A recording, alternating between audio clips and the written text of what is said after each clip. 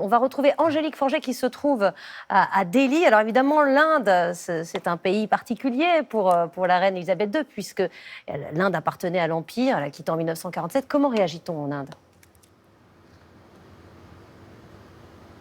Alors en raison du décalage horaire, l'annonce du décès de la reine est intervenue tard dans la soirée, vers 22h30. Le Premier ministre indien, Narendra Modi, a publié sur les réseaux sociaux un message dans lequel il dit se souvenir de la gentillesse dont la reine a fait preuve lors de leur rencontre en 2015 et en 2018. Dans ce message, il rappelle aussi qu'à l'occasion de leur première rencontre, la reine Elisabeth lui a montré l'étole que Gandhi en personne lui avait offerte à l'occasion de son mariage avec le prince Philippe. Vous le voyez, les mots du Premier ministre indien sont très chaleureux, mais on ne peut pas vraiment parler d'une histoire d'amour entre l'Inde et la couronne britannique, loin de là.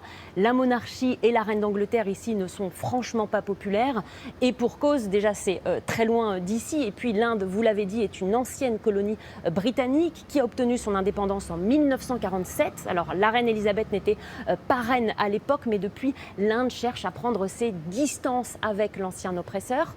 Au cours de son règne, la reine Elisabeth s'est tout de même rendue 3 fois en Inde. La dernière fois, c'était en 1997 avec le prince Philippe. Aujourd'hui, l'Inde fait toujours partie du Commonwealth, mais il y a un sujet de friction qui concentre toutes les tensions, c'est le Koh-i-Noor, ce célèbre diamant de 105 carats. C'est l'un des plus gros jamais trouvés. Il orne la couronne britannique. La reine Elisabeth le portait le jour de son couronnement, sauf que ce diamant, il est indien. Il avait été offert à la reine Victoria, mais il vient de l'état du Pendjab, dans le nord-ouest de l'Inde. C'est un vrai sujet de tension ici. Les Indiens réclament sa restitution. Ils veulent que ce symbole de la monarchie soit rendu à l'Inde.